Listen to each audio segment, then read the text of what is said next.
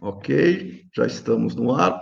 Boa noite a todos, bem-vindos a este evento virtual promovido pelo PPGA, o Programa de Pós-Graduação em Administração da Faculdade de Ciências Aplicadas da Unicamp, em parceria com o LabFIC, que é o laboratório também aqui da FCA, onde nós vamos discutir hoje um tema extremamente relevante, bastante atual, né, que é ciclo de vida de empresas em tempos de pandemia. E para essa discussão, nós temos convidados aqui também, todos especialistas no assunto, né? Eu vou apresentar depois e cada um depois vai também se posicionar. Vamos contar hoje com a participação dos professores Bruno Fischer, Senichiro Koshio, Johan Poker e Márcio Belli. E eu farei a moderação para a gente ter também aqui dentro da dinâmica, né? A nossa estimativa será de 1h30, mais ou menos. Nós começamos agora às 7h, iremos até às 8h30, mas como é uma live, é possível também nós interagirmos com aqueles que eventualmente tiverem interesse, quiserem participar, dentro do chat, né? Então, vocês têm o chat aqui dentro do possível, né? E conforme o conteúdo, a gente vai também aproveitando aí os comentários. E eu já dou as boas-vindas também aos nossos amigos internautas, né? Para que eles se sintam bem à vontade para participar. Na nossa programação, nós contaremos com duas apresentações bastante breves, né? E dinâmicas, feitas pelo professor Senichiro, logo em seguida pelo professor Bruno Fischer. Depois a gente abre para as nossas discussões com o professor Márcio Belli, Johan Poker e também o público que estiver participando, ok? Muito bom. O pessoal já dando boa noite aqui. Kelly, boa noite, né? Dentro do possível, a gente vai procurar também mencionar aqueles que estão aqui nos ajudando na nossa live, né? Boa noite, Kelly, como você está? Bom, então nós vamos começar agora com a apresentação do Senichiro. Deixa eu só já deixar ela aqui no ponto, né, para a apresentação.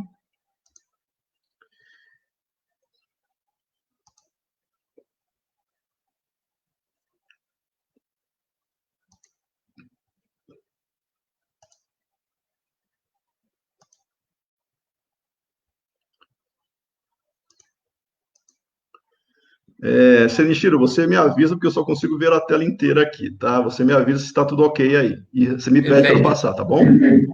Ok. Então, fique à vontade, a palavra é sua. Tá, muito obrigado, professor Milani. Então, meu nome é Senichiro, muito prazer, pessoal que está assistindo esse live. O tema é ciclo de vida de empresas em tempos de pandemia. A gente pode trabalhar esse tema academicamente com ideias teóricas e práticas para poder analisar a situação, considerando o histórico, principalmente, porque a gente trabalha com os dados históricos, principalmente, mas precisamos também tentar ver o que vai acontecer. Está acontecendo hoje e o que vai acontecer na frente. Mas, para isso, é muito interessante que a gente considere a forma de pensar. Forma de pensar que é um ciclo de vida de empresas como um ser vivo, como a gente. A empresa também é um ciclo de vida. Essa forma de pensar é um paradigma, a forma, o modelo, né, que a gente considera para poder pensar a forma como a vida evolui. Do início, tudo tem um início e tem um fim. A gente tem no meio, né, agora é durante, né, durante tem vários eventos. Então, esse evento atual hoje está dentro do processo que acontece ao longo do tempo e tem o início, meio e fim. E esse processo é muito interessante que pense usando algum modelo. Esse modelo é o paradigma de ciclo de vida. O professor, se puder passar para o slide seguinte, o ciclo de vida de empresas. Então, launch, esse é um diagrama que mostra esse ciclo de uma forma simples, né? Esse diagrama está em inglês, launch de lançamento, que é o início, pode ser o nascimento, cresce, que é growth, maturity, de maturidade, decline, de declínio. É uma forma de ver o ciclo em 4 estágios, Existem formas um pouco mais de estágios com mais detalhes, mas esse é o padrão. Início, launch, growth, de crescimento, maturity, de maturidade e declínio. E a gente vê, em termos de contábil financeiro, que existe um crescimento no início, né? A gente vê os CEOs crescendo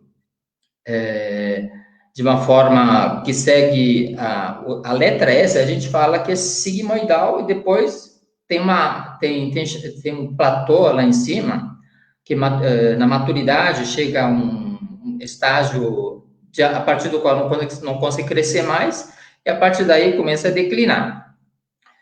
Então, a gente vê em termos de vendas, os lucros seguem esse processo, mas no início os lucros são menores, vai crescendo progressivamente, e a partir de determinado ponto os lucros caem. Os fluxos de caixa seguem os lucros. Também negativo no início, vai crescendo, né? E lá na frente declina. Então, esse processo é um processo que a gente conhece, de certa forma, de uma forma, ou nas aulas, ou de uma forma até normal que a gente pensa, porque isso é muito familiar. Professor, pode passar para a slide seguinte, por favor? Claro. Então, ciclo de vida de empresa é um paradigma para fazer análise econômica e financeira de empresas. E a gente percebe, quem já fez o curso de administração financeira, já fez um projeto, análise de projeto de investimento, e a gente vê que esse processo de análise de ciclo de vida é de projeto de investimento. E tem as referências bastante, assim, didáticas, né? Que o Damodaran tem um livro-texto, ele trata disso. O Ben Darigord, de um livro também, pouco conhecido da gente, mas trata especificamente disso, de administração financeira, de gestão financeira, no ciclo de vida. E na contabilidade tem o Steak Veio, que tem um trechinho que trata desse paradigma. E Gupi Agrawal, em um artigo antigo, que trabalhou com a análise econômica e financeira ao longo do ciclo de vida. Então, referências não faltam, mas esses 4 são os principais que nós temos. Próximo, por favor. O problema que a gente tem é como aplicar essa ideia. Porque cada um tem um modelo de análise, né? Apesar de ser esses 4 estágios principais, esses 4 estágios principais podem ser vistos de várias formas, e Levy e Hay viu que tinham 63 modelos de análise do ciclo de vida em 1999. Hoje existem mais. E um dos modelos mais conhecidos é esse modelo de Adizes, para fazer análise de evolução organizacional, da infância, que passa pela adolescência, que chega na plenitude e na estabilidade, a partir daí entra em processo de envelhecimento. Então, esse processo pode ser visto de várias formas. Pessoal da área de estratégia organizacional tem visto em mais detalhes, mas com focos diferentes. E essa é realmente uma dificuldade que nós temos de analisar a evolução organizacional ligado aos aspectos contábeis financeiros. Nosso foco, pelo menos da nossa equipe, é contábil financeiro, mas é nosso. Outro pessoal da área de estratégia organizacional, estratégia de empresas ou de mercadologia, veja outra forma.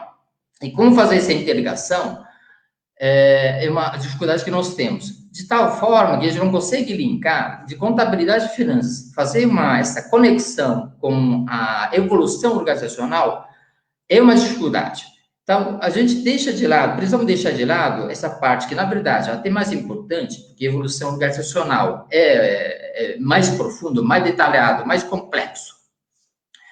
E não dá para simplificar com contabilidade e finanças, mas, de certa forma, simplificando, a gente enxerga até de uma forma mais fácil para administrador financeiro e investidor. Então, isso que a gente tenta fazer. Próximo. Por favor, próximo slide. Isso. E a facilidade que a gente tem para poder enxergar essa evolução da empresa ao longo do tempo, usando variáveis contábeis financeiras, é através de fluxos de caixa. A gente consegue ver, tanto a gente percebe, mas alguns pesquisadores e professores fizeram uma análise mais detalhada e conseguiram, esses professores, pesquisadores, conseguiram montar uma distinção entre os estágios de ciclo de vida, utilizando diferenças nos fluxos de caixa. E um deles, ou uma dessas pesquisadoras, porque Dickinson é uma professora que conseguiu fazer essa modelagem, né?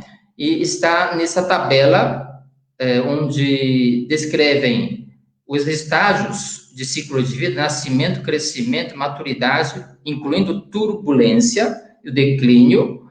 Esse verde, estágio ciclo de vida, ou seja, combinando os fluxos de caixa, no caso, FCO de operacional, FCI de investimento e FCF de financeiro, a pesquisadora Dickinson fez uma separação dos estágios, tendo uma característica específica que chega mais próxima possível ao estágio que interessa para a gente: nascimento, crescimento, etc. Por exemplo, nascimento, o que acontece no estágio de nascimento? Faz o investimento inicial, né? FCI negativo porque desembolsa mais o dinheiro, por isso o fluxo de caixa é negativo. Para fazer esse investimento, precisa de recursos, capta no mercado financeiro. Portanto, FCF, que é financeiro, é positivo. E no início, operação tem fluxo de caixa negativo, FCO negativo. Negativo do operacional, negativo do investimento, positivo do financeiro, é característico, fluxo de caixa é característico do nascimento. No crescimento, investimento negativo, né? Fluxo negativo, financeiro positivo, entra recursos, mas começa a dar lucro e fluxo de caixa positivo. Então, o estágio ECV2 é característico de crescimento. Na maturidade 3, o que muda é o FCF financeiro para sinal negativo. Estava captando, mas quando a empresa chega na maturidade, começa a devolver recursos da empresa para o mercado.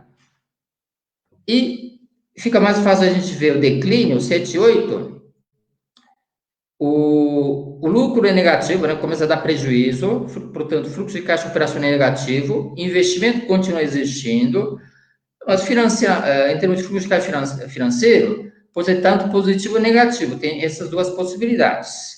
E no meio tem esses 5 estágios básicos, e no meio tem os estágios que podem ser considerados como de turbulência, que são alguns desvios que existem dos outros estágios: nascimento, crescimento, maturidade e declínio. Então, algum sinal é diferente em relação a outros estágios. Então, não se caracteriza como nascimento, nem crescimento, nem maturidade e declínio, está no meio. Por isso que se chama de turbulência. Então, existem esses 8 estágios que podem ser caracterizados de uma forma rápida, com esses dados, e com isso a gente consegue enxergar a situação, o estágio em que a empresa está. É simplificado, não diz exatamente a situação, mas a gente, quem olha esses dados, consegue ter uma ideia de como a empresa está. Essa é a ideia desse modelo. O próximo slide. Com exemplos, a gente consegue enxergar melhor, perceber melhor a aplicabilidade desse modelo. Foram selecionados, como exemplo, 6 empresas, né? Foram selecionadas 6 empresas. Considerando os dados de 2008 e 2019,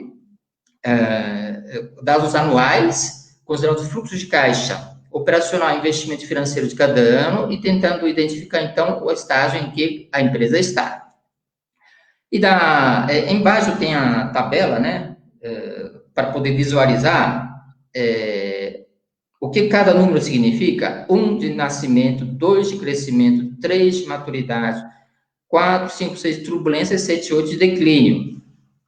Então, no caso da Magazine Luiza, que é a primeira empresa, que é um exemplo muito interessante, né? Interessante porque tem sido um destaque nos últimos anos como sendo uma das empresas, a maior, né? Maior valorização do preço das ações no mercado. De alguma forma, a empresa tem diferenciação. Mas que diferenciação tem? Em termos de estágio de ciclo de vida, o que a gente vê? Estava em maturidade em 2010, volta para crescimento 1, nascimento 1, crescimento 2 em 2012, e volta à maturidade em 3, e assim por diante. Em 2015, entra em turbulência, e 16, 16, 18, chega à maturidade de novo. Mas nesses 3 anos, 16, 17 e 18, é que a empresa começa a demonstrar a diferença em termos de atuação da empresa no mercado. A empresa fez uma reestruturação, mudou a diretoria, mudou a forma de trabalhar no mercado, com o marketplace. Não só vendendo por conta dela, mas trazendo outras empresas para vender no site, né, no e-commerce da empresa. Em 2019, a empresa caracterizou como se tivesse voltado para o estágio de nascimento, mas continuou se valorizando na bolsa. Então, a empresa em si, com essa evolução do estágio do ciclo de vida, a gente consegue ver como a empresa mudou de alguma forma, né? Dá para ter uma ideia, e com isso a gente consegue tentar perceber melhor como a empresa tem evoluído. Mas tem incógnita. Por que sendo no estágio de nascimento em 2019, a empresa consegue continua sendo um destaque? Então, existe uma forma de enxergar, usando esse paradigma de ciclo de vida. A gente tem alguma ideia, mas não exatamente o que a empresa faz. Tem que precisamos considerar várias outras informações. Só com o ciclo de vida, a gente não consegue perceber. Mas, comparando com outras empresas, a gente consegue perceber melhor a utilidade desse paradigma. A Petrobras, que é a segunda empresa, né, muda de estágio de maturidade e crescimento e volta para a maturidade no fim, né? 3, 2, 2, 3, 2, 2, 2, 2, 3. As empresas mais tradicionais são assim, vai mudando entre o estágio de crescimento e maturidade. Não só a Petrobras, a Vale é assim, a BRF é assim. Essas empresas muito conhecidas da gente, realmente praticamente nesse estágio, na Bolsa de Valores. A CESP, que é a terceira, vem seguindo no estágio de maturidade. Muito sólida a empresa, sempre deu lucro, né? Sempre deu lucro, fluxo de caixa positivo, continua investindo. Mas ano passado entrou no estágio 2. O que mudou no estágio 2? Em vez de devolver o recurso financeiro para o mercado, captou. Essa é a diferença, né? 3, 3, 3, 3, 3, seguindo 3 e, no fim, 2. A CELP é a Companhia Elétrica do Pernambuco. É a quarta empresa. Tem uma sequência invertida. Em vez de seguir o ciclo de nascimento, crescimento e maturidade, foi de 2008 para 2019, 2018. Maturidade, crescimento e nascimento. E ano passado, outra maturidade. O processo da empresa não é necessariamente linear do nascimento, crescimento e maturidade. A gente tem que considerar essa peculiaridade. A gente, né, no caso do ser humano, nasce, cresce, envelhece e morre, né? No caso da empresa, não necessariamente. Pode chegar da maturidade, entrar na maturidade, porque tem um histórico bem no começo, quando a empresa foi criada, era nascimento. Mas ao longo de vários anos, chegou à maturidade. Da maturidade pode voltar para crescimento e pode chegar para o nascimento. A penúltima, Cogna. Cogna é uma empresa, entre aspas, conhecida a gente, que é a Croton, que mudou de nome, né? Croton da área educacional, que mudou de nome no ano passado. É uma empresa que tem sido destaque no mercado, mas em termos econômicos, financeiros contábeis, a empresa nunca esteve bem, a não ser em 2009. Sempre gerou prejuízo, né? Quase sempre esteve em declínio. O nascimento, em termos contábeis e financeiros, não é tão bom. Nascer é bom, na verdade. Em termos, a gente tem uma ideia de que seja bom, por uma questão de bom senso, né? Que nasce, uma coisa que nasce, né? Ou renasce, coisa boa, mas não necessariamente contábil financeiro, porque operacionalmente está dando prejuízo e fluxo de caixa negativo. A Nutriplant é uma empresa de médio porte na área de fertilizantes especiais, mas onde tem uma concorrência extremamente brava, ao ponto de não conseguir dar resultado esperado. Empresa que tem ações na bolsa, né, Nutriplant, então, uma das pequenas e médias empresas que tem ações na bolsa, que vai de nascimento e maturidade, e, no fim, em 2018 e 2019, entra em turbulência. Em final de 2017, a empresa entrou com o pedido de recuperação judicial. Então, em termos de números, 1,3, números do ciclo de vida, não é tão evidente, parece que não está tão ruim, não entrou em declínio, mas não está bem. Então, dá para ter uma ideia útil para a gente pensar em que estágio a empresa está, mas precisamos considerar outras informações paralelamente. Todas as outras informações, seja rentabilidade, endividamento, liquidez, né, que a gente conhece, a gente precisa considerar simultaneamente, senão a gente não consegue analisar bem a empresa. Só com ciclos de vida, esse ciclo de vida não dá para entender a situação econômica e financeira de uma forma que seja adequada para tomar decisões. Mas se a gente comparar Magazine Luiza, Petrobras, CESP, CELP, Cogna, Nutriplant e todas as outras empresas, a gente consegue distinguir a história. Essa é uma utilidade muito interessante. E a partir daí a gente consegue e devemos, né, ver o que vai acontecer a partir daí em 2020 e 2021. Se for administrador, precisa tomar decisão de o que fazer. Se for investidor, decidir se investe ou vende. Vamos comprar Magazine Luiza. Magazine Luiza já passou, né? A cotação da sua ação passou a cotação anterior a essa última crise que estamos vivendo, né? Então, seja para comprar, seja para vender, precisamos de informações, e uma das informações pode ser o estágio de ciclo de vida. O próximo slide. Então, o que vai acontecer agora? O que está acontecendo hoje?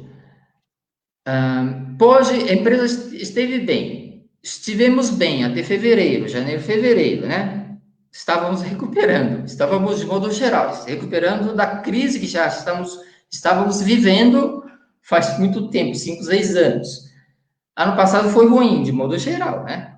Mas este ano estava começando bem. E agora passa para estágio de turbulência e declínio, ou de declínio, né? Turbulência ou de declínio. Uma boa parte está entrando nisso. Algumas empresas vão entrar em falência, ou já entraram em falência. Mas outras estão aproveitando oportunidades para crescer e até renascer. Então, a mudança agora depende da empresa, depende do setor, depende do que não só o país, mas o mundo inteiro vai fazer, ou está fazendo. Os governos de todos os países estão sustentando a liquidez do mercado, dando recursos para o mercado absorver, né, essa crise. Tanto é que a Bolsa recuperou em principais mercados, né? Então, esse dinheiro está indo para muitas empresas, mas não para todas as empresas. Pequenas, médias empresas não recebeu, diz que tem, mas não recebeu, não chega. Então, o que vai acontecer? É uma coisa que a gente precisa considerar, seja como gestor, como analista, precisamos ver o que vai acontecer. E o ciclo de vida é um parâmetro bom para a gente considerar. E o que, em termos de gestor financeiro, precisa fazer, não sou praticante como o acadêmico, né, que faz pesquisa, estuda e pesquisa a forma de fazer administração, a gente precisa considerar o que tem que fazer em termos de decisão financeira na turbulência e no declínio, principalmente, que está no próximo slide. A gente conhece duas teorias principais na tomada de decisão financeira, que é a teoria de trade-off e pecking order. Pela teoria de trade-off, precisamos considerar quando entramos em turbulência ou em declínio? Acontece redução de lucro, essa redução de lucro diminui o benefício fiscal da dívida, para fazer trade-off. Além disso, está diminuindo a rentabilidade. Não está vendendo, não está dando lucro, está dando prejuízo, diminui a rentabilidade. E o risco está aumentando. Nessa situação, precisamos reduzir o risco financeiro. Para reduzir o risco financeiro, diminuímos o endividamento e aumentamos o caixa, que é liquidez, né? Essa é a decisão que tomamos, racionalmente. Paralelamente, o crédito no mercado, apesar de o governo dizer que tem, né, que está dando, o banco não vai dar o crédito para quem? Só para quem é seguro. Para quem tem risco, não vai dar o dinheiro, né? Então, pela escassez de recursos, tem que diminuir o endividamento. Quer tomar, mas não tem recursos. Então, racional é que seja de redução de endividamento. Também reduz investimentos, né? Vamos investir agora? Não, vamos segurar, vamos aumentar a caixa por precaução. Então, essa é a decisão por trade-off.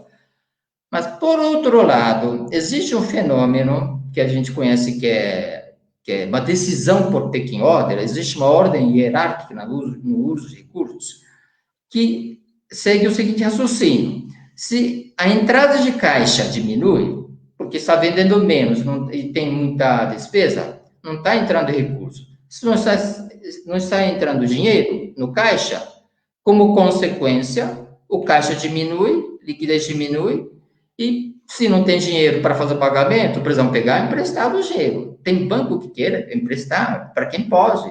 Então, e para quê? Para cobrar juros, né? Aí aumenta o endividamento. E a empresa precisa tomar, pega. Então, existe esse processo que é paralelo, né? O raciocínio paralelo, que é pecking order. Os dois processos acontecem simultaneamente.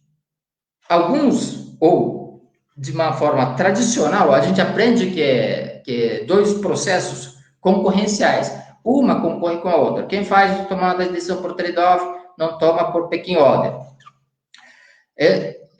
Até está escrito em alguns artigos, alguns trabalhos, né? Então, ou é trade-off ou pecking order. Mas, na prática, não. Se o dinheiro não entra, diminui o caixa. Isso é normal.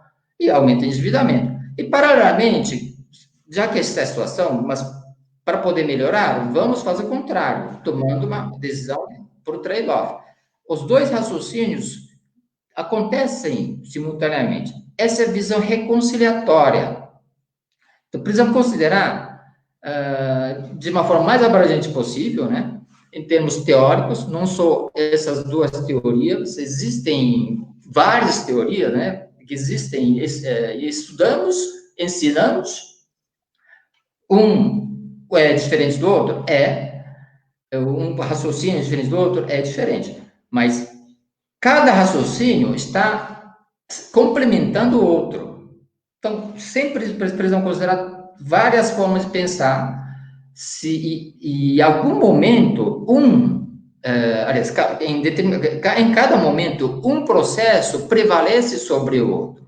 Isso que a gente percebe. No fim, a gente percebe, né, pelos estudos empíricos de vários anos, que pecking order prevalece sobre o trade-off.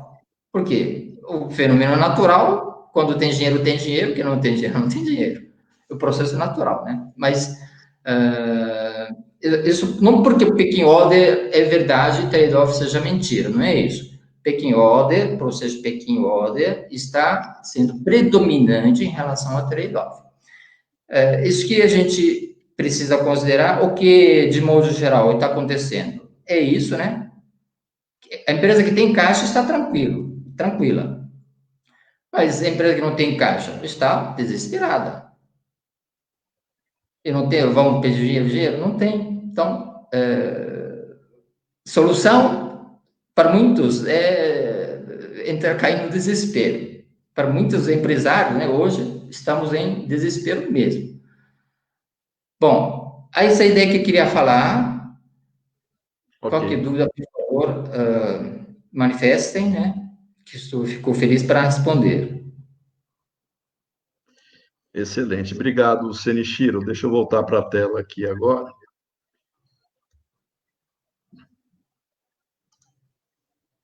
Isso. Muito bom. Obrigado, Senichiro. Eu acho que alguns tópicos foram levantados, são bem propícios, né, para algumas questões. Vamos, depois da apresentação do Bruno, né, a gente retorna com alguns tópicos que, com certeza, poderiam suscitar aí alguns detalhes, né, principalmente com relação à turbulência, né, e declínio. Eu vou agora pedir para o Bruno também fazer os comentários dele, e depois a gente já abre aqui para todo mundo, tá? Tá dando para vir? Deixa eu só entrar aqui. E enquanto estou mudando aqui, eu quero também dar as boas-vindas a quem entrou agora, né? Tem vários alunos nossos, vários integrantes do PPGA participando também. Bem-vindos a todos, hein?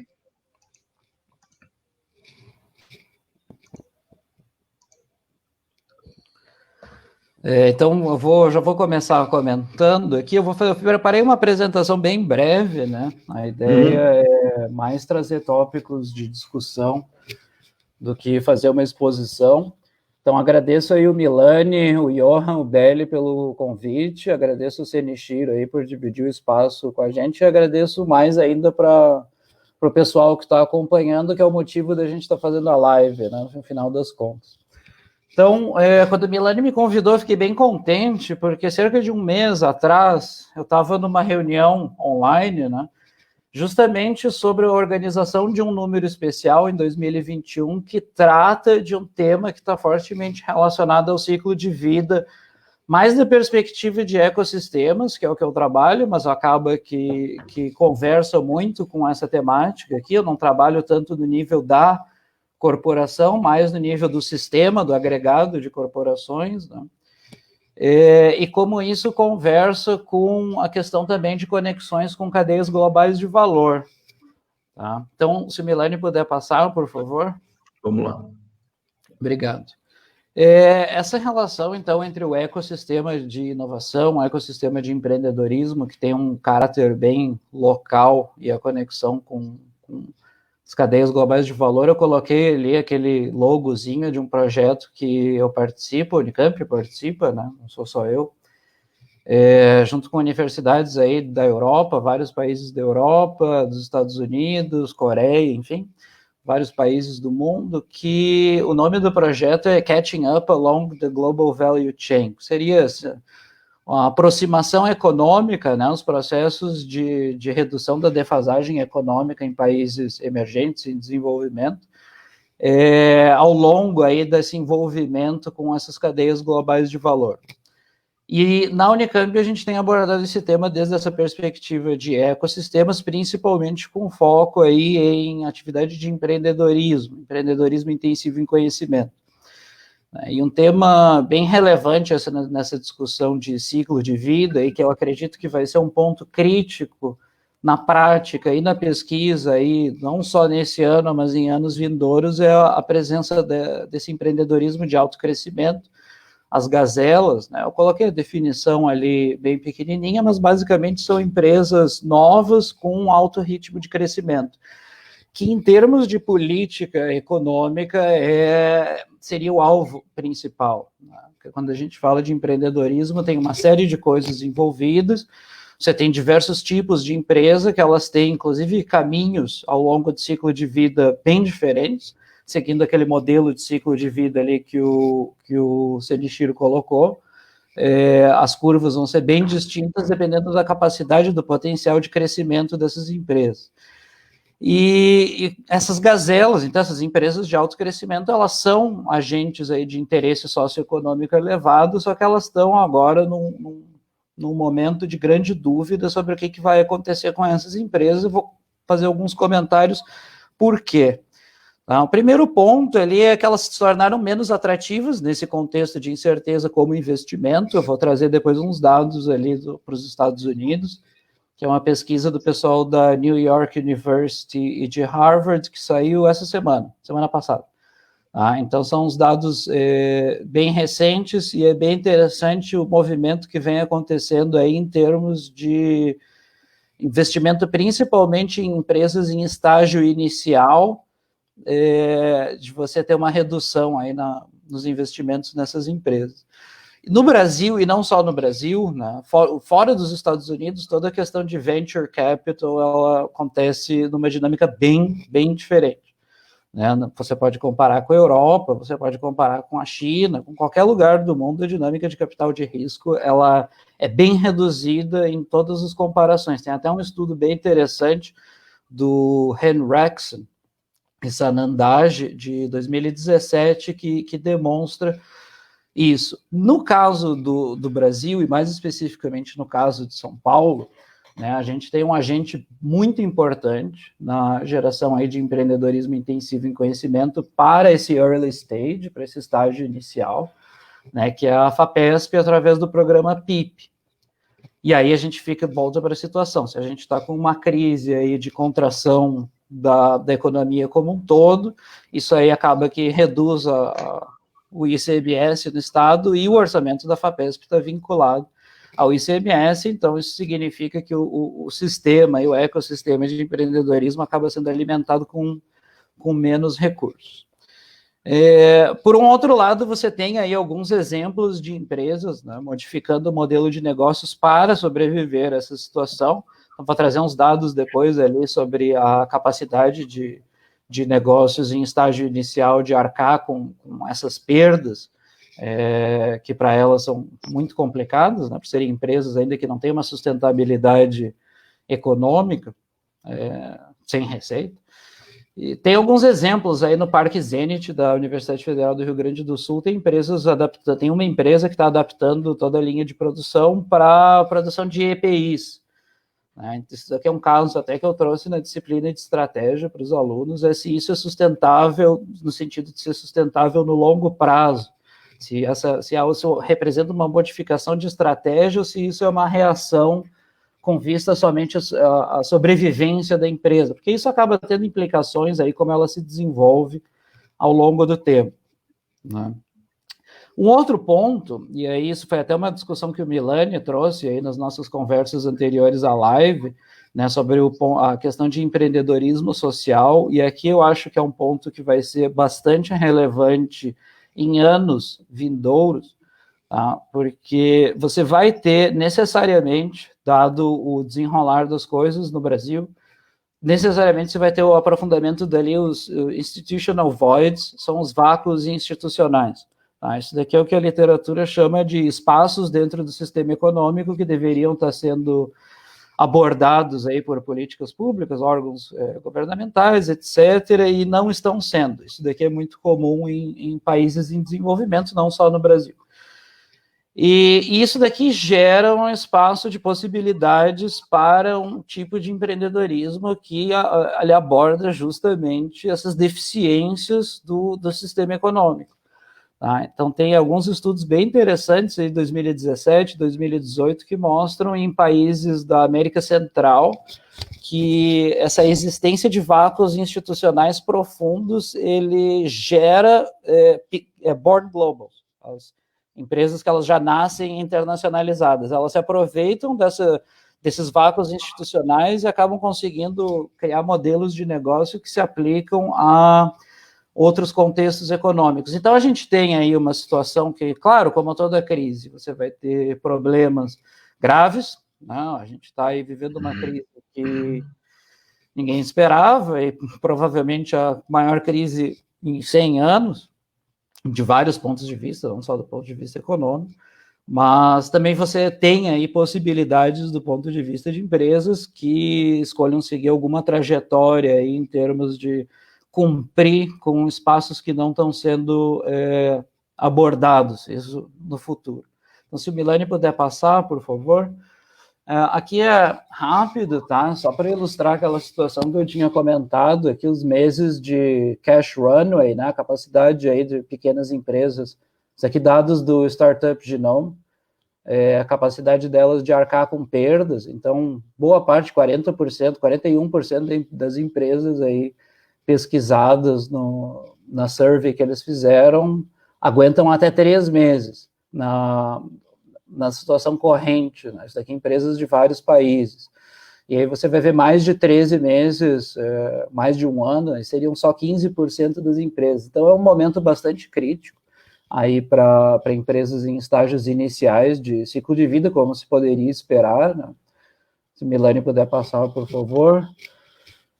Esses daqui são os dados de venture capital, de capital de risco, né, nos Estados Unidos, a fonte está ali embaixo.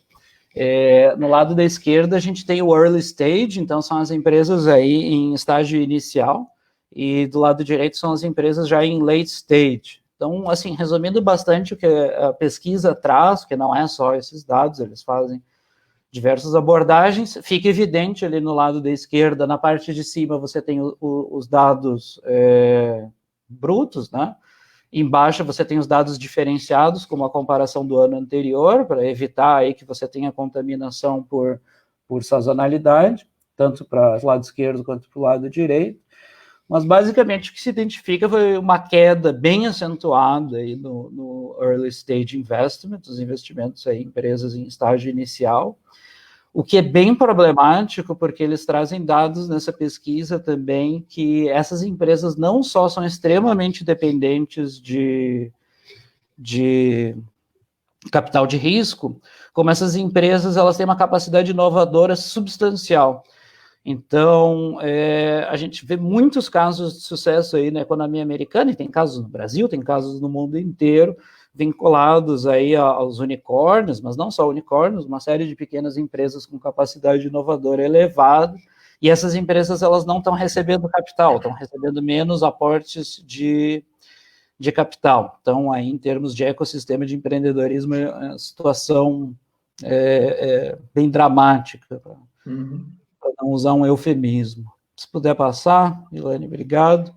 E como que isso daqui se conecta, então, aí com a questão das cadeias globais de valor? Ali no lado direito, aquela figura, eu circulei em vermelho o Brasil. Tá? Isso daí são dados das conexões em termos de... Isso, obrigado. De cadeias globais de valor, de fluxos de importação, de exportação. Então, para quem não é muito familiarizado com análise de redes sociais, nesse esquema aqui de separação de países, quanto mais para a periferia você está, mais para a periferia do comércio internacional você está. Então, o Brasil ele não está na última camada, ali na parte periférica mais distante, mas ele é um país, principalmente dado aí o tamanho da economia, bem periférico em termos de conexão com cadeias globais de valor. Tá? Eu coloquei aqui, paradoxalmente, isso aqui se conecta com ecossistemas de empreendedorismo, porque a noção de ecossistemas de empreendedorismo, normalmente as pessoas falam em locais, tem muita gente que fala em ecossistema se referindo a habitats de inovação, parques tecnológicos, incubadoras, etc., cidades, micro-regiões, quando muito estado. Muito raro se falar em ecossistema de empreendedorismo nível país, apesar de que é possível. Tá? Só que um vetor bastante importante do ecossistema local, de como as coisas se desenvolvem localmente, é como esse âmbito local se conecta com mercados globais.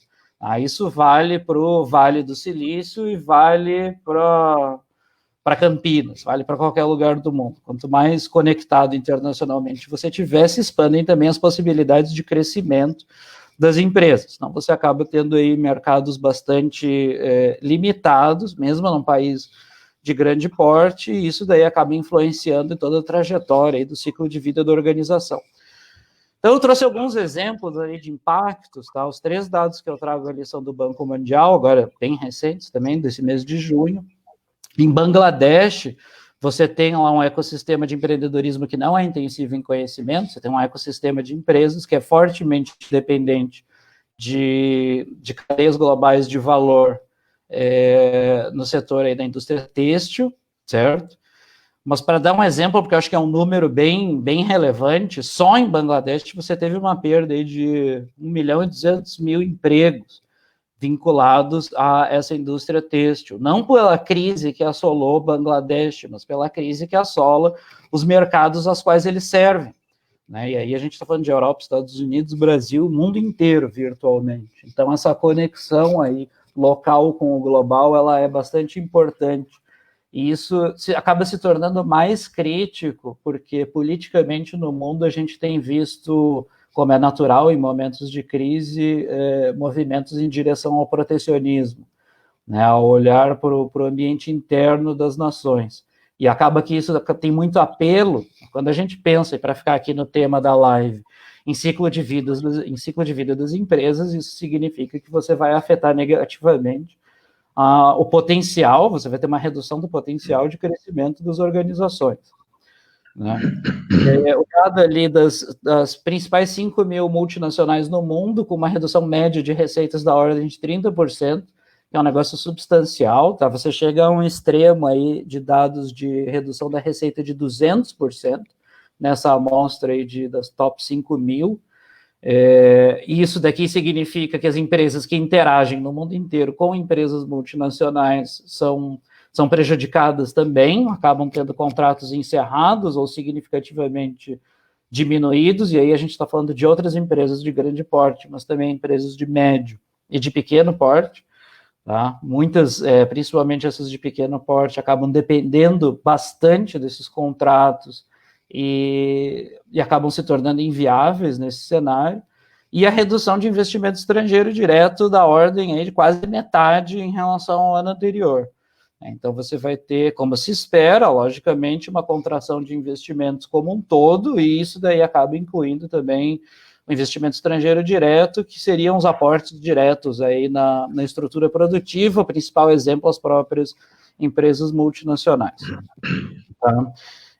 Como eu tinha comentado antes, essa questão da fronteira internacional, isso se discute muito no Brasil. O Brasil tem um mercado historicamente muito voltado para dentro, né, inward looking, por parte das empresas, e isso daí sempre foi comentado como um vetor bastante relevante de por que as empresas elas atingiam um pico, uma maturidade muito, muito aquém do que se esperaria para uma economia como é a brasileira. E quando a gente fala em termos de desenvolvimento da economia como um todo, dos ecossistemas, quanto mais além as empresas forem no seu ciclo de vida, mais contribuições você vai ter para o sistema econômico como um todo. Eu coloquei ali o exemplo das Born Globals, né, as empresas que já nascem com uma orientação internacional. Então, só para fechar a minha fala, existe uma preocupação, essa é uma preocupação que é acentuada agora, voltando de novo lá ao projeto, né, a questão de catching up, de aproximação, de redução dessa defasagem econômica, no caso do Brasil, porque você tem todos esses vetores, mais o fato de que a gente já vinha num ciclo de contração da atividade inovadora das empresas brasileiras. Então, a última Pintec, que ela não é atual, porque a Pintec é uma pesquisa que demora bastante para sair, a última Pintec é 2017, pega 2, 3 anos antes, alguns dados, enfim, mas ela demonstra já uma contração da atividade de inovação em empresas brasileiras, principalmente em termos de comprometimento de recursos para pesquisa e desenvolvimento. Tá? Então, obviamente, isso daqui acaba sendo um fator que limita o desenvolvimento de capacidades por parte dessas empresas. Se limita o desenvolvimento de capacidades, limita a competitividade e, em última instância, isso acaba tendo um efeito negativo no seu ciclo de vida, esse potencial máximo que elas poderiam atingir. Tá? Então, são vários pontos aí que eu acho que suscitam perguntas. Vou pedir para o Milani passar o último slide aí, só para aparecer meu contato. Obrigado. Quem quiser entrar em contato, obrigado aí de novo pelo convite, um prazer poder participar aí. Nós que agradecemos, Bruno. Deixa eu voltar aqui para a tela.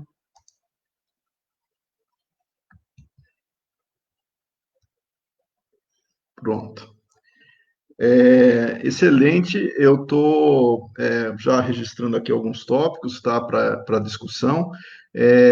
Só para relembrar, porque chegaram algumas pessoas depois, e também para a gente destacar, no nosso cartaz estavam 5, além de mim, mais 5 pessoas, o professor Gaio, né, mas ele teve um imprevisto e não pôde estar conosco aqui neste momento, apesar dele já ter mandado uma mensagem que ele estava nos acompanhando à distância, mas não faltará oportunidade para ele estar conosco em outras lives, tá?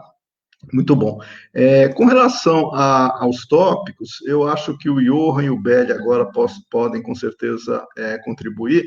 Com a fala que o Bruno fez agora, e já linkando com o Senichiro, eu entendo que, principalmente eu deixo a pergunta para os dois também, tá?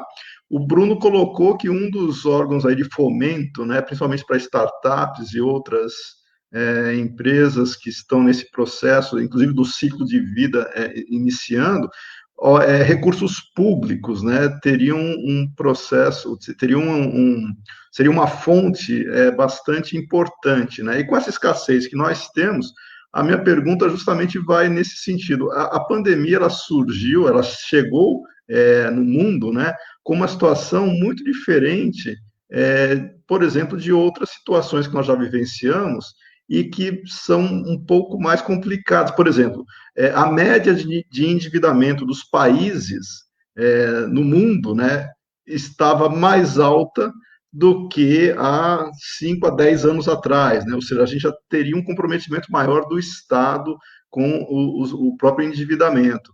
Teríamos também, o Johan acompanha esse processo. No começo deste ano, Estados Unidos e China estavam em guerra comercial, né? Isso daí prejudicou diferentes tipos gerou diferentes reações, inclusive, e quando impacta a cadeia produtiva, a gente sabe que os efeitos, eles são bastante amplificados, né? O Bruno citou Bangladesh, né? Que não pelo país em si, mas pela cadeia que Bangladesh participa, sofreu tremendamente. Então, eu deixo para os dois os comentários, quais seriam as perspectivas que nós teríamos, não olhando o Brasil unicamente, mas a cadeia em termos globais, né? Até que ponto não dependeria só do país, mas dependeria do reerguimento das cadeias produtivas para que nós tenhamos um retorno, ou pelo menos uma recuperação econômica mais efetiva, tá? Então eu passo a palavra para o Johan e para o Belli. Obrigado, professor Milani. Antes de mais nada, a gente tem um panorama do que são as perspectivas mais globais, aí, o cenário macroeconômico, para a gente entender o quanto que o ciclo de vida das empresas pode ser afetado por esse cenário, né? Quando a gente fala de estudar as predições sobre o impacto no crescimento econômico mundial dessa pandemia, a gente tem hoje 3 grandes referências que são mais citadas pelos pesquisadores, que são o artigo do Xiaoguan Yue e outros 9 autores, é um artigo de uma equipe gigante que vai falar sobre predição de riscos, e ele vai estudar, se baseando totalmente nos dados da China, e uma das características interessantes desse artigo é ele focar essencialmente na ideia da impacto do preço do falecimento das pessoas. Então, ele vai olhar as perdas humanas e o quanto que isso impacta tanto no consumo quanto na capacidade produtiva dos países. Como a gente tem um perfil muito específico demográfico que acontece os falecimentos quando você tem uma condição como a da pandemia, fica claro a necessidade de você fazer todas as medidas sanitárias que estão sendo feitas mundialmente para você conseguir minimizar o impacto não somente de vidas, mas também esse impacto financeiro e econômico, porque a quantidade de pessoas que são perdidas representa um fluxo de caixa futuro que, quando trazido a valor presente, ele é imensurável para esses países. Isso inclui capital intelectual, inclusive, que é algo muito difícil de ser mensurado quando a gente faz essa análise com base friamente nos dados financeiros. Um contraponto a essa visão do Xiaoguan vem do Nuno Fernandes, que ele vai falar o custo de você fazer o confinamento. Então, naquela discussão eterna que às vezes entra em debate político, que é as vidas versus a economia, o Nuno Fernandes ele é muito citado pelo pessoal da economia, em que ele fala do preço de você fazer o confinamento, de fazer a redução das atividades. Acontece que ele vai fazer essa abordagem e ele vai fazer sem uma distinção muito clara entre as empresas por tipo e por fase na vida. Tem empresas as quais esse impacto vai ser mais substantivo e tem empresas que não. A gente vai ver isso no último artigo que eu vou citar aqui. Quem vai dar o ponto final nisso, vai amarrar essa questão, é o Robert Barrow, junto com o José Ursua e a Joanna Weng, que vai ter um artigo muito interessante que ele vai buscar lá na crise da gripe espanhola os dados e vai projetar para o coronavírus, num estudo que ele já fez, uma versão mais sofisticada e uma versão mais acessível, então, ambos estão online, em que ele vai mostrar quais são os potenciais para a economia mundial desse caso. E uma abordagem que daí vem de encontro e constrói em cima do Barrow, que é do Macrides e do Hartley. Essa é a mais interessante, porque ela vai separar as empresas entre as intensivas em pessoas, as empresas intensivas em capital, e ele vai separar, dentro das empresas intensivas em pessoas, aquelas que são intensivas em trabalho digital. Por quê? Porque o trabalho digital, diferente das empresas intensivas em pessoas, não vai sofrer tanto quanto as empresas que são mais intensivas em pessoas nas suas políticas de desenvolvimento econômico e no próprio consumo. E isso vai ter um reflexo muito importante na modelagem dele. Então, quando a gente faz as modelagens por modelos autorregressivos, como o do Xiao Yue e outros, eles são baseados nessa premissa em que você tem dois grupos de empresas, as de capital intensivo e as de intensivas em pessoas. Quando a gente faz, por outro lado, a separação que propõe o Macrides e o Hartley, e distingue dentro das intensivas em pessoas aquelas que têm trabalho digital, fica claro que o custo, por exemplo, que o Nuno Fernandes vai falar do lockdown é muito menor do que realmente ele estimou, e ainda por cima, a capacidade de recuperação dessas empresas não tendo a perda de vidas que teria no cenário sem o lockdown acaba sendo bem substantivo. Para linkar, então, com a questão do ciclo de vida, as empresas que estão nas etapas iniciais do ciclo de vida, 1 e 2, que o professor Semichiro apresentou, elas estão deficientes em caixa, e essas são as empresas mais sensíveis e que precisam ter atenção. Como elas são empresas que estão sendo criadas agora, em sua grande maioria, elas tendem a ser desse grupo intensivo em pessoas. Aquelas que têm intensivo em trabalho digital acabam não sendo tão afetadas, enquanto aquelas que têm são intensivas em capital igualmente não são tão afetadas na sua oferta. Elas podem ser afetadas na demanda, uma vez que as pessoas acabam tendo menos recurso financeiro. Acho que esse é assim, o sumário do que a gente pode dizer da questão econômica e o impacto disso nas empresas hoje, em particular no ambiente do coronavírus. Obrigado, professor Johan. Professor Belli.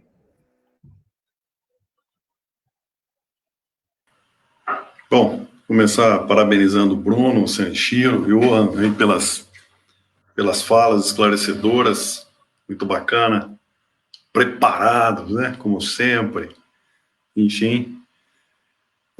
Eu, obviamente, vou tentar contribuir e vou falar dentro daquilo que eu acho que eu tenho um pouco de conhecimento, que é a avaliação, né? Que o ciclo de empresa pressupõe avaliação, o valor da empresa, sobretudo companhias abertas. E quando o Milani falou, olha, nós vamos falar sobre ciclo de vida de empresa na pandemia, eu fiquei meio preocupado. Falei, olha, sabe que quando eu estava fazendo mestrado, coincidiu, eu estava, enfim, escrevendo a minha dissertação, todo aquele processo que há 20 anos atrás era mais difícil, né? Pouco mais difícil do que agora, né? E eu, Milani, naquele tempo, éramos jovens e usávamos até máquina de escrever. Eu continuo ainda. Você continua usando máquina de escrever, né? Enfim, naquela época, o Damodaran escreveu aquele artigo The Dark Side of Valuation, que depois virou um livro e tal. Enfim, eu li aquele artigo, fiquei tão impressionado, eu acabei até conversando com ele uma vez, enfim, entrei em contato, naquela época, né, entrei em contato com ele, quase que eu tive que mandar uma carta lá para ele, porque naquela época não era como hoje, né, mas enfim, e naquele artigo, né, ele fazia algumas pontuações sobre a avaliação de empresas de tecnologia, que naquela época a gente chamava empresa da nova economia, né? De tempos em tempos a gente classifica, enfim, fenômenos e fatos, enfim, construções sociais de maneiras diferentes. Naquela época a gente dizia empresas da nova economia, né? E aí eu resolvi que eu ia fazer a minha dissertação tentando avaliar, né, as empresas que compunham o índice Nasdaq. Naquela época, falar em índice Nasdaq 100, você era o papa da conversa, né? Enfim. E aí eu peguei os balanços, demorei assim, 1 ano para conseguir os balanços das empresas, porque tive quase que ir lá pessoalmente buscar, né? Porque era bem mais difícil do que hoje. E aí eu fiquei um pouco frustrado, né? Porque quando você ia usar naquela época, né, eu estava começando a aprender as técnicas, estudar as técnicas, a gente não tinha tanto material, não tinha tecnologia de educação, enfim, para aprender e tal, internet principalmente. E aí eu vi que a avaliação de empresa, valuation, não é um negócio tranquilo, não, né? Quer dizer, eu aprendi há 20 anos atrás que esse negócio é meio complicado, né? Todavia, de lá... Aí nós tivemos aquela crise de 2001, que foi a famosa crise da Nasdaq, enfim, e tudo mais. Aí adaptei a minha dissertação para falar daquilo e tudo mais. Foi o período que eu concluí o meu mestrado, né? E aí, de lá para cá, né, eu comecei a trabalhar com isso, né, enfim, na administração, enfim, acabei fazendo contabilidade, fui para a área financeira e tudo mais. E agora vem a história da pandemia, né? Então, eu fiz algumas anotações para poder encadear uma fala razoável, né?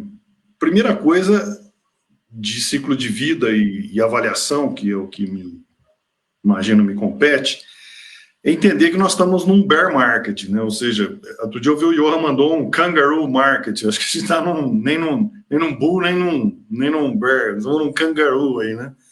O que fica complicadíssimo, né? Ou seja, para quem já teve a oportunidade de fazer uma avaliação real, né, quando a gente faz uma avaliação real, a gente faz lá o ideal, o possível e o se tudo der errado, né? Então a gente faz pelo menos 3, apresenta 3 valores, né? Você, se tudo der certo, se tudo ficar do jeito que está, ou se tudo der errado, né? Tá muito complicado cravar esses 3 parâmetros hoje, né? porque o Milani disse, você podia dar uma visão de aquisição, fusões e aquisições, né? Que é onde entra a valuation, que é onde tangencia aí ciclo de vida. Muitas empresas, para atribuir um pouco mais de vida aos seus negócios, enfim, grupos e tudo mais, tem lá o que os gringos chamam de mergers and acquisitions, né? Então, quer dizer, isso aí, com certeza, vai ficar um tempo. Existe um mercado estabelecido de fusões e aquisições, aqui no Brasil, inclusive, tem alguns dados que eu peguei hoje à tarde com o pessoal da Price, enfim, eles acompanham isso muito de perto, né? Que até surpreende, né? O ano passado, 2019, foi um ano, digamos assim, de recorde de fusões e aquisições, né? Eles informaram mais de 912 transações em 2019, né? 879 transações em 2014. Ou seja, somente 2014, que foi o final de um ciclo de crescimento, enfim, vamos dizer, por assim dizer, né? 2019 estava se equiparando, ou seja, por conta da visão de oportunidades, o Brasil com um governo novo, com promessas liberais e tudo, pelo menos no discurso, enfim. Então, isso trazia uma perspectiva, né, de continuação, de continuidade, de fusões, aquisições e negócios e tudo mais. Aí vem a tal da pandemia, né? Quer dizer, o que eu prevejo é aquilo que a gente chama em valuation de execução das cláusulas protetivas, né? Ou seja, quando você faz uma avaliação que é para uma aquisição, para uma fusão, no contrato tem lá as cláusulas de proteção, né? As Material Adverse Changes, ou seja, tem lá algumas cláusulas que dizem o seguinte: olha, se essa avaliação, porventura, for afetada, descaracterizada, prejudicada por eventos de força maior, então o negócio tem que ser revisto ou mesmo desfeito. Nós tivemos agora, acho que no começo do ano, aí um pouquinho, no início da pandemia, tivemos o caso da Boeing e da Embraer, que eles alegam execução de uma cláusula desse tipo, que obviamente agora dá para se entender, eventualmente, um cálculo, um refazimento de cálculo, né? Enfim, então o que eu gostaria de dizer é que, num caso como nós estamos vivendo, aparecem coisas muito difíceis de serem previstas, né? A gente, obviamente, o Johan trouxe aí trabalhos clássicos, novos, enfim, Bruno também, o Senichiro mostrou os modelos clássicos aí de ciclo de vida, mas acontecem coisas que a gente fica... Eu, por exemplo, que já trabalhei com avaliação, fiz algumas avaliações na minha carreira, fico meio preocupado, você fica até com medo de falar a respeito. Quando você vê, por exemplo, o caso do Zoom, dessa empresa Zoom, que é uma empresa da Califórnia, né? Quer dizer, agora em maio, o valor da Zoom superou o valor da Petrobras. Quer dizer, o valor de mercado de uma empresa, um site que tem um aplicativo de reuniões, supera o valor, está equivalente ao valor da Vale, né? Então você fala, bom, mas peraí, mas quem que acertaria uma avaliação dessa, né? Quem que ia acertar essa avaliação? É muito complicado. Então, muito complicado, e sobretudo porque as avaliações, a gente se baseia muito nos dados históricos, nos dados de retrospectiva, e tenta fazer prospecção. A última pandemia que nós tivemos para valer mesmo, me parece que foi em 1918, né? Em 1918, a gente não fazia fluxo de caixa descontado, a gente usava outros métodos, me parece. Naquela época eu não estudava ainda, né? Mas, enfim, então é isso aí. Eu acho que daqui para frente vai ficar muito difícil para aplicar os modelos, porque os modelos eles são baseados em ambientes medianamente, vamos dizer assim, previsíveis. E eu acho que muita surpresa ainda nós vamos ter. É isso. Obrigado. Obrigado, Belli. algumas questões que nós temos também, eu vou pedir para o Senichiro comentar, principalmente com relação a hoje, né, Senichiro, você que tem contato aí com o mundo empresarial de maneira mais intensa, né? O que o empresário hoje está pensando, independente do setor, tá? Como é que está sendo vista essa situação? E você também pode comentar sobre potenciais negócios inovadores, né, que a gente pode ter neste momento. Por favor. Bom, para retomar, né, a questão de negócios inovadores, 2 anos atrás, eu escutei de um empresário que solicitou financiamento da FAPESP. Ele falou assim, foi simples, o dinheiro está abundante lá na FAPESP, está de sobra, não tem aonde colocar, é só pedir que tem. Então, 2 anos atrás era isso. Hoje, é capaz de ter ainda, porque os negócios inovadores não são muitos. É muito difícil de inventar um negócio inovador. Tem que ser inovador. Tão inovador que é muito raro ter. Então, se tiver, tem, é capaz de ter, mas hoje, da situação em que estamos, quem é que vai colocar dinheiro num novo negócio, que não se sabe se vai dar resultado? Na situação atual, a incerteza é tão grande do que vai acontecer, inclusive com a saúde da gente, né? Eu, pessoalmente, tenho medo de morrer, inclusive.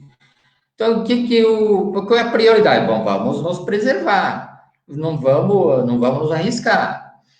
Então, investimento em um novo projeto hoje, eu acho que vai segurar, a não ser que, né, acho que nesses últimos dias eu escutei de um noticiário falando que foram abertos novos negócios, pequenos negócios em grande quantidade de janeiro para março, abril, né?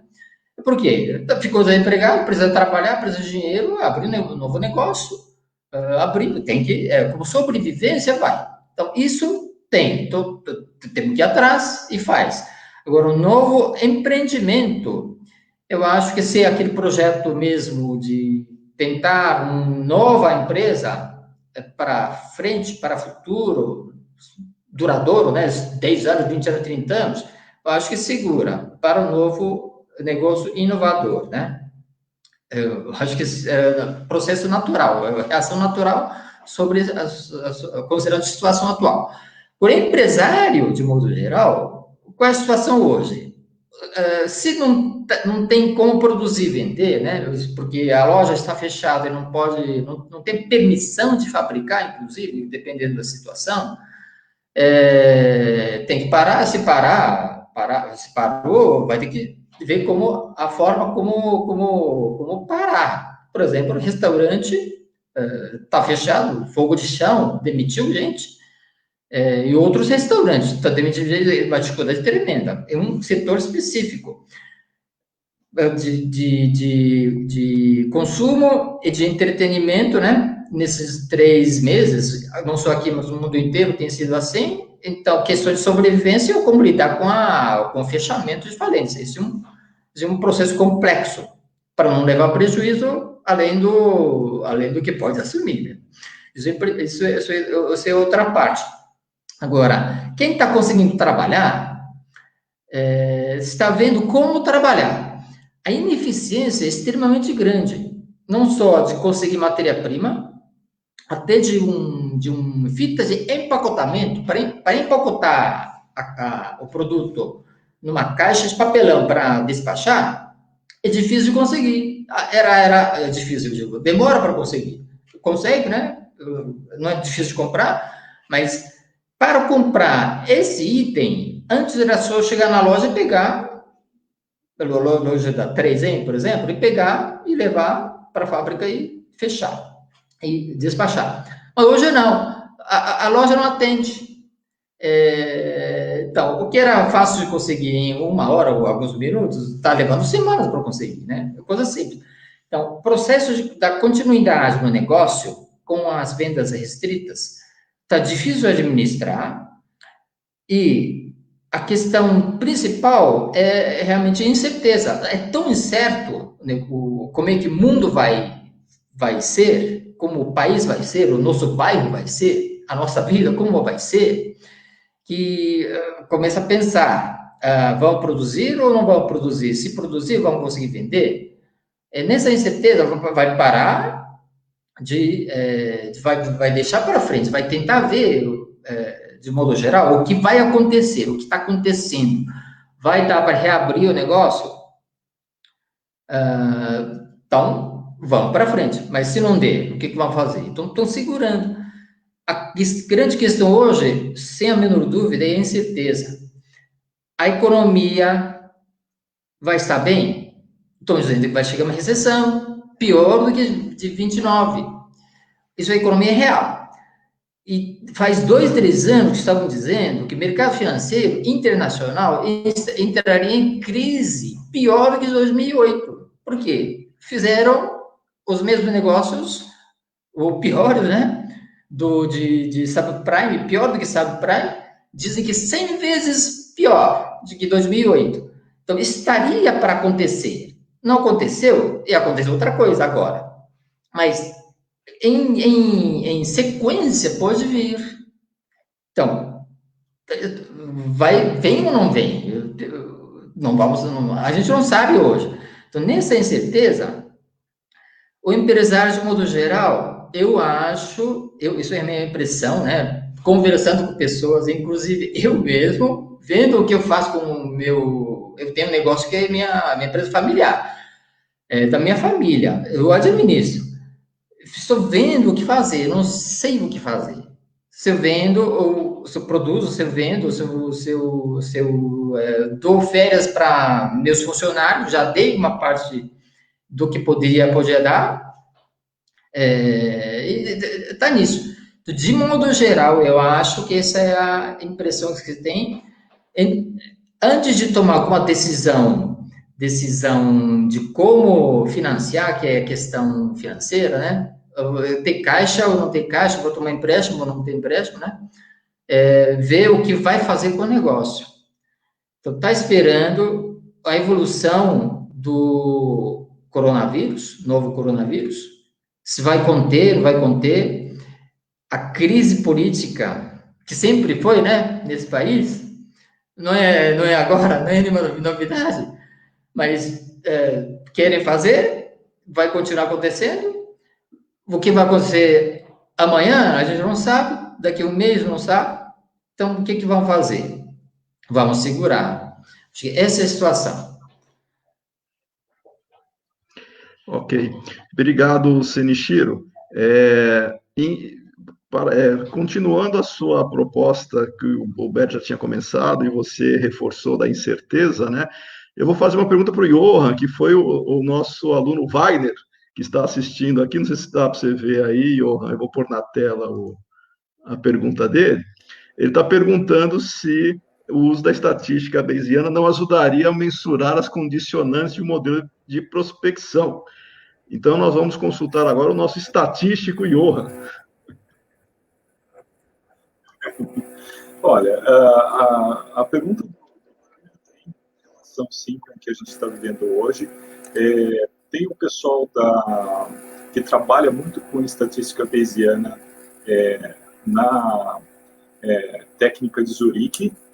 Me fugiu o nome agora do professor, que é o pesquisador principal do grupo, mas eu conheci um colega matemático aplicado e aluno aqui da Unicamp, e atualmente gerente no Itaú, que trabalhou nesse grupo de pesquisa desse professor, justamente mapeando riscos que a gente chama da economia real, usando estatística bayesiana. O modelo dos artigos que tem mais amplitude de abordagens, o Xiaoguan Yue e os outros autores que eu mencionei, que são 9 autores junto com ele, esse artigo ele tem um número maior de técnicas de previsão, inclusive recursos matemáticos mais avançados. Ele vai usar Sarima, Sarimax e outras técnicas mais avançadas, mas ele não usa Bayesiano, tá? Então, isso poderia ser importado do conhecimento da área de seguros, que é basicamente a abordagem que esse professor da Politécnica da Suíça trabalha, para os modelos matemáticos de predição. E isso provavelmente seria o melhor caminho para a gente tomar para fazer essas previsões. O que a gente precisa lembrar é que essas previsões, elas são modelos que são com base em premissas. Essas premissas é que talvez não estejam muito claras. Então, por exemplo, o quanto que as mortes impactam no crescimento da economia para os próximos anos, tá? O quanto que a forma como as empresas vão lidar com essa pandemia vai afetar também o crescimento nos próximos anos. Essa distinção que eu mencionei agora, por exemplo, entre empresas de capital intensivo e intensivas em pessoal, ela vai ser uma das coisas que talvez seja mais importante para o que vai acontecer nos próximos anos do que o cenário de previsão ser o mais preciso possível do ponto de vista de modelagem. A modelagem em si, ela tem várias técnicas que a gente pode escolher e seguir uma delas. Os dados é que vão determinar a qualidade da previsão, como sempre, e esses a gente tem que entender como a gente vai compartimentar e organizar para tirar o melhor resultado possível da previsão, tá? Inclusive, o professor Milani, que está coordenando aqui, ele tem um estudo justamente direcionado no sentido de entender a qualidade dos dados para essas previsões. Isso é uma das coisas que a gente precisa entender também para conseguir fazer um bom trabalho de análise da sobrevivência das empresas. O quanto que, de fato, vai ser o impacto do coronavírus nessas empresas. Algumas vão crescer, como está acontecendo com as empresas de uso de recursos de informática, outras estão sofrendo muito, outras vão se recuperar logo, outras vão ficar num processo canguru por anos e as bolsas vão acompanhar. Isso significa, para os investidores, por exemplo, oportunidades, o que é bastante irônico, né? Porque a volatilidade, se bem analisada e prevista, ela vai permitir para o investidor de médio prazo um maior retorno. Então, também não dá para dizer que a gente vai ter uma condição econômica que não vai ser bom para alguns, pelo menos. Obrigado, Johan. Bem pertinente a resposta. Eu vou passar para o Bruno. São 2 comentários, tá, Bruno? E aí você pode tecer aí as suas considerações. Um é do nosso aluno e professor também, que está me ajudando bastante em uma das disciplinas, o Kiko, né, o Francisco Sanches, que ele diz que ele pensa que uma questão de sobrevivência hoje seria a capacidade de reagir com rapidez, tá? Adequar os custos à nova realidade de receitas. E, junto também ao comentário do Kiko, a gente também tem o comentário da Janaína, né, que a professora Janaína também, que está agora atuando, né, na área computadora, as empresas migraram para os serviços digitais, o consumo nesse negócio aumentou muito, além de que não se precisa se dispor de estrutura física, né, e hoje se tem trabalhado de modo híbrido. Na verdade, entraria até naquilo que o Johan comentou, ser mais intensivo em termos digitais, né? E eu até, o Bruno acompanhou isso, mas no próprio sistema financeiro, né? Eu vou citar as fintechs, por exemplo. As fintechs, elas são um típico exemplo, né, de ocupação de espaços com custos menores, inclusive, dentro daquilo que tradicionalmente os modelos de grandes bancos não estavam atendendo, né? Então, eu passo para você fazer os comentários sobre isso que o Kiko e a Janaína disseram. Legal, Milani, obrigado. Agradeço os comentários de todos, eu acho que foram levantados pontos bem importantes. Sobre o comentário do Kiko, eu acho que isso daí acaba conversando muito com a ideia de incerteza que foi discutida aí pelo Pele, pelo Johan, comentário do Wagner, porque entra na questão de reagir rápido, ok, mas reagir rápido em qual direção?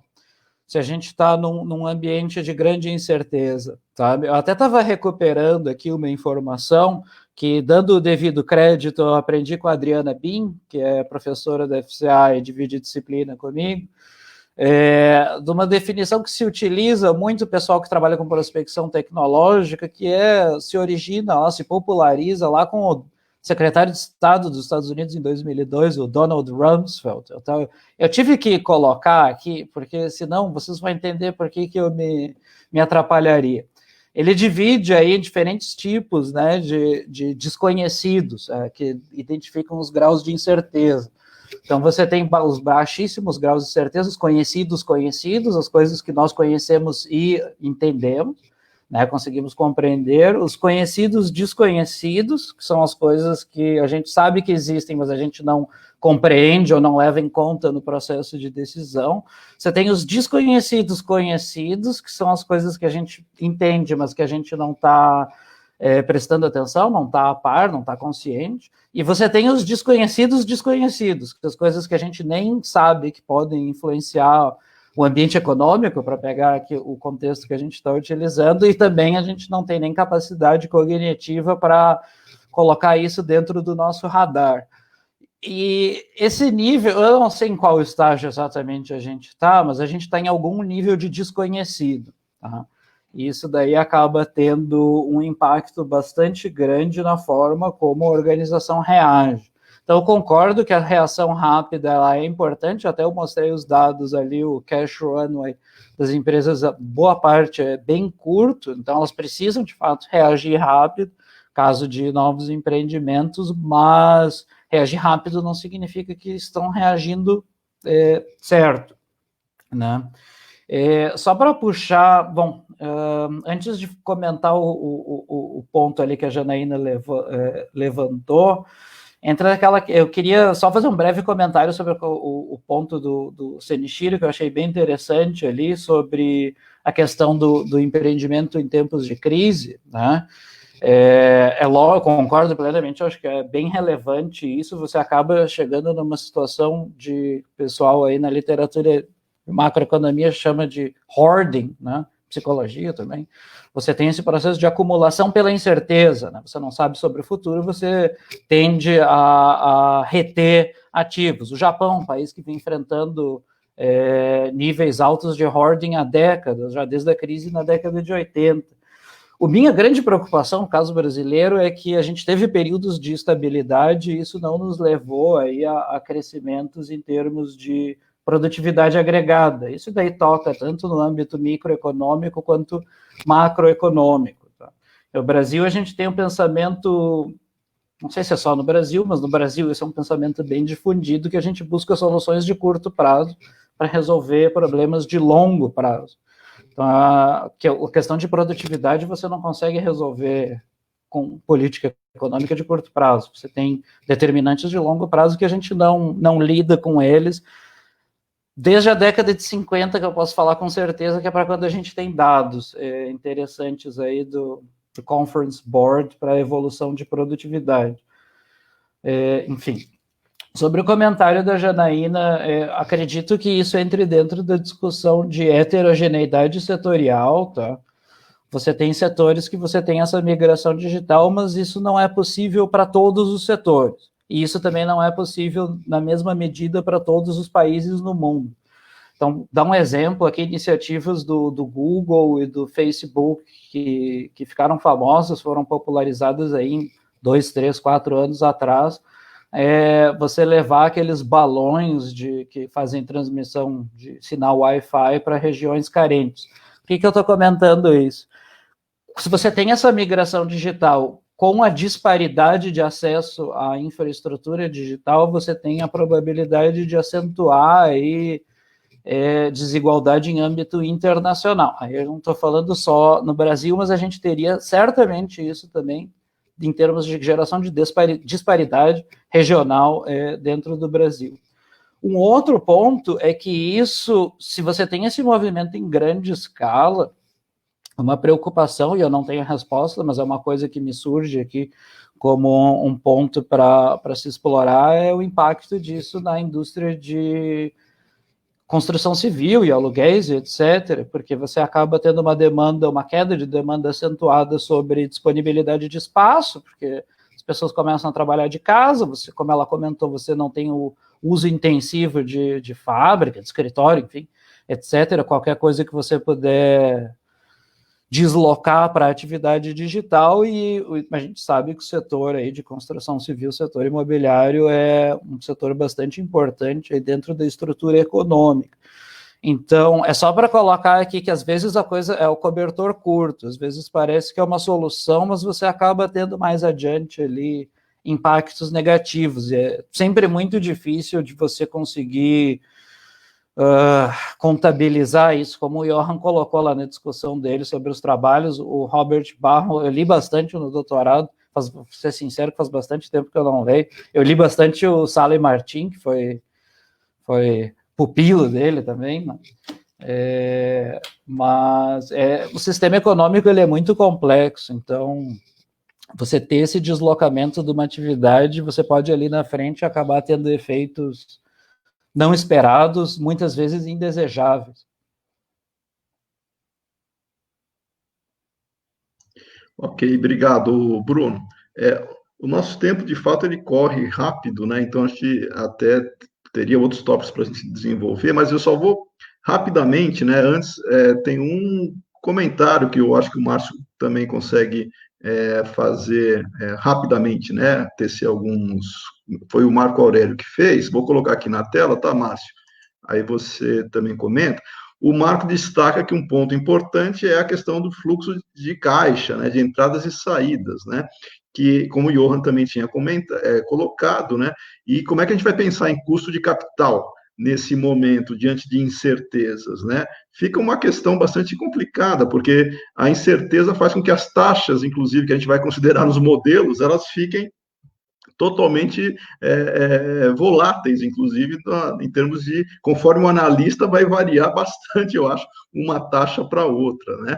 Mas eu deixo para você fazer os rápidos comentários, e depois a gente já faz o nosso encerramento, tá? E aqui o Kiko também faz um comentário rápido sobre a devolução de imóveis alugados, né, Kiko? Infelizmente, a gente está vivenciando situações que não tem como não passar por isso, né? Mas, Márcio, por favor, rápidos comentários antes do nosso encerramento. Ok. Bom, é uma questão fácil essa aí, viu? Vou fazer rápido. Fácil de... né? Anotem aí, então, hein? Tá? Questão... Olha, eu vou dar uma... Antes de tentar fazer qualquer comentário, eu vou dar uma notícia que eu recebi no meu... Enfim, da corretora da Necton, aqui, ó. Via Varejo concluiu uma oferta de ações follow-on e captou 4 bilhões e 45 milhões de reais hoje. Então, a Via Varejo, para quem não sabe, é dona da Casas Bahia, né? Então, quer dizer, vai usar isso aqui para investimento em tecnologia, em logística, né? Então, esperem que a Casas Bahia aí não terá grandes problemas de caixa. E o que eu posso extrair daqui, né? Existe liquidez no mercado, né? É que em épocas de crise, a gente tem que levar em consideração que economia é comportamento, né? E nós estamos numa crise, ou seja, o comportamento da crise é um comportamento defensivo, é o comportamento da incerteza, quer dizer, se você não sabe, você não vai, se você não consegue ver, então você não avança, né? E obviamente que alguns setores mais fragilizados, por exemplo, foi citado pelo Bruno aí, construção civil, aqui no Brasil, que já vinha de um período aí não muito bom, vamos dizer assim, a partir de 2015, 16, 17, foram anos ruins para o mercado imobiliário, então você pode esperar alguns problemas, porque... né? Agora, existem fatores, o Bruno também citou a questão pública, eu acho que a grande mudança, a grande variável que nós vamos perceber, a mudança na variável, são as políticas públicas, né? Que vão ter que estar voltadas, a gente já percebe um movimento mundial, né, em termos de socorro às economias. Tem visto aí os Estados Unidos anunciando grandes volumes, né? E algumas cláusulas pétreas do liberalismo estão sendo questionadas. Por exemplo, emissão de moeda, já estão falando em emitir moeda, não somente vender títulos e tudo mais.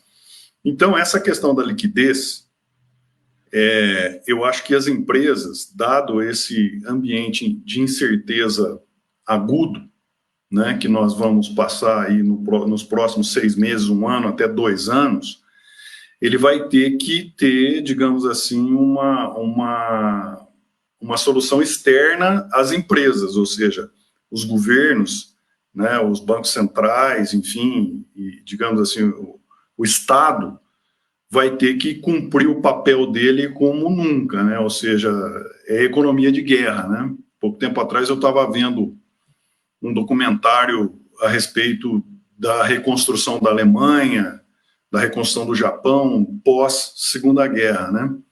Que eles enfrentaram a Primeira Guerra e depois veio a Segunda, quer dizer, eles tiveram 2 planos, enfim. O segundo da Segunda Guerra foi um plano muito mais, digamos assim, bem elaborado, um plano bastante calcado no Estado prover condições para as economias poderem, pelo menos, se recuperar em parte, né? Então, liquidez, ou seja, as empresas, obviamente que vai ter problema, porque as vendas caíram, enfim, eu tenho um familiar que tem negócio na área de distribuição de combustível, ele estava me dizendo que caiu 40% venda de combustível, quer dizer, negócio maluco, né? 40% de diminuição em venda vamos dizer assim, é sinal, não é nem amarelo, é sinal laranja já para o negócio, quer dizer, um negócio maluco. Então, aqui no Brasil, infelizmente, a gente tem aí um descompasso. Nós temos planos, foram anunciados planos para as empresas, auxílio do Estado em termos de liberação de créditos e tudo mais, mas a gente vê ainda um problema na liberação, um problema entre o anúncio, a implementação e a chegada desses recursos lá na ponta para as empresas. Mas, em nível mundial, vamos dizer assim, eu acredito que a solução, já que a questão é de onde virá o dinheiro salvador, né? De onde virá o bálsamo que vai nos tirar dessa... Eu acho que vai vir do setor público. O setor público, os governos vão ter que pular miúdo, vão ter que aumentar o seu endividamento, dado que existe uma liquidez grande nos mercados, né? No mercado global, e o Estado ele é catalisador dessa liquidez. Ele vai ter que juntar essa liquidez e distribuir, ele vai ter que fazer o papel dele. É isso, brevemente. Muito fácil de responder. Obrigado, Márcio. Ô, Márcio, a gente já está aqui no ritmo final, tá? Eu vou pedir, então, já que você está falando, aproveita só, faz os seus comentários finais, né, sobre a live. Claro que a gente tem muito assunto ainda para comentar, mas seria o seu fechamento aí com relação ao tema, tá? E a nossa proposta aqui. Ok. Bom, eu primeiro parabenizar você pela iniciativa, o Senichiro pela participação, o Johan pela parceria, enfim, o Bruno, além de tudo, pelo brilhante comentário que o Bruno e o Senichiro fizeram. E dizer que, às vezes, a gente faz alguns comentários parecendo que nós somos, digamos assim, derrotistas, né? Ou seja, mas não é que são condições novas que são colocadas, né? Eu acho que ninguém deve desanimar, eu acho que nós vamos passar por um período bem complicado, eu sei que tem gente aí, tomador de decisão assistindo, né? Tem nossos alunos aí que são os tomadores de decisão, mas eu acho que deve fazer como todo mundo está fazendo, né? Aqui no interior tem um ditado que diz o seguinte, né? Em época de chuva a gente fica embaixo do jacá, né? Então, quer dizer, você fica esperando, né? Você tem que esperar para que as variáveis se tornem um pouco mais, digamos assim, parecidas com o que já foram, né? E vamos viver mudança, né? É isso aí. Então, um abraço, muito obrigado pelo convite e boa noite para os ouvintes. É ouvinte de live que fala? Não, Internautas. Espectador, live espectador. Sabe que eu nunca Pode pensei... ser também. Você vê que as variáveis mudam, né? Como que a gente fala para os nossos live espectadores? É isso? Pode ser internauta que tá bom. Então um abraço aí para os nossos internautas. Obrigado aí. Obrigado, professor Márcio. Eu convido agora o professor Johan a fazer seus comentários. Você quer que eu projete a figura ou não precisa? Tá sem microfone, ó. Agora sim. Fazendo comentário sobre aquele dado. Eu quero aproveitar, enquanto o professor Milani então estiver projetando a figura, mencionar o nosso laboratório de contabilidade e finanças, do qual fazem parte todos os professores aqui presentes, menos o Bruno, se quiser também, Bruno, bem-vindo, tá? Mencionar que, caso vocês queiram e tenham interesse em participar, ele é um laboratório de pesquisa que tem várias ações, tanto no campo de finanças públicas quanto privadas e contabilidade dos dois setores. Eu pedi aqui para o Milani projetar um pedacinho, uma imagem do artigo do Macrites, em que ele mostra a quantidade de trabalhadores digitais, aqueles que conseguem trabalhar de casa, por setor. Eu acho que isso dá uma boa medida para quem está curioso para saber quais são os setores que vão ter maior volatilidade do seu ciclo de vida e, portanto, estão mais sujeitos a ganhar turbulência, vão ser aqueles que não conseguem manter suas atividades remotamente. E isso dá para perceber nitidamente. Alguns dos setores ali têm números abismais de trabalhadores que são digitais, quer dizer, um percentual baixíssimo pode ser feito remotamente dessas atividades econômicas, enquanto que outros conseguem ter quase que sua totalidade. Essas empresas talvez não tenham tanta volatilidade em seus ciclos. E com isso eu encerro aqui a minha participação, colocando daí de volta para o Milani a palavra, na expectativa de que os colegas suas palavras finais, essa perspectiva aí, assim, a gente não fica só no cenário pessimista. Obrigado, Johan, excelente. Passo a palavra agora ao professor Senichiro. Bom, sobre o tema de hoje mesmo, que é ciclo de vida nos tempos de pandemia que está fazendo o que está fazendo conosco, com todo mundo, que está mudando a forma de viver, né? A forma de vida, a gente está confinado, tanto que a gente está fazendo live aqui desse jeito, né? A forma de a empresa funcionar é diferente, o negócio vai ser diferente, ele está sendo diferente, está mudando. Então, mudança de paradigma do mundo, isso que está sendo, né? Então, é um momento, instante em que vai ter uma ruptura ou para cima ou para baixo. Muita gente está aproveitando essa oportunidade, muita gente, pouca gente, não sei exatamente quantos são, mas está conseguindo. Algumas pessoas sim, a grande maioria talvez não, ou talvez seja mais ou menos, né? E muita gente está sofrendo, né? Então, essa mudança a gente não consegue, algumas pessoas sim, tem gente, diz que 10 anos atrás previa o que ia acontecer hoje. Tem gente, bom, não sei se chutou, imaginou, né, mas tinha estudo falando que ia acontecer. Então, tinha gente que previa, eu não sei prever o que vai acontecer amanhã, eu não tenho essa capacidade, então eu, sinceramente, eu tenho muita incerteza, mas eu acho que provavelmente a grande maioria está nessa situação. Então, a gente tem que estar preparado para enfrentar as mudanças e tomar as providências. Agora, no primeiro momento, esperando o que vai acontecer, ver o que vai acontecer, tentar fazer o melhor possível, né? Isso que está sendo, e uma grande oportunidade para fazer as pesquisas acadêmicas. Quem pode, quem tem essa profissão, né? É uma oportunidade muito interessante, estamos fazendo isso, vamos aprender bastante e vamos melhorar o mundo. De alguma forma, vamos melhorar o mundo. Obrigado pela oportunidade de participar desse live. Quem gostou, parabéns, né? Quem gostou, participou, parabéns. E vamos para a próxima oportunidade. Obrigado, professor Stanichiro, pela participação. E professor Bruno, por favor. Obrigado, eu vou ser bem breve, tá? Queria agradecer, primeiramente, acho que foi muito legal a experiência, a primeira live que eu participo, e aí com time de peso. Eu sou o único forasteiro, aqui, que não sou do laboratório. Anotei o convite aqui, Johan. Como meu filho vai nascer agora semana que vem, eu vou postergar um pouco aí a carga de trabalho, mas queria deixar o comentário aqui sobre esse número especial que vai sair em 2021.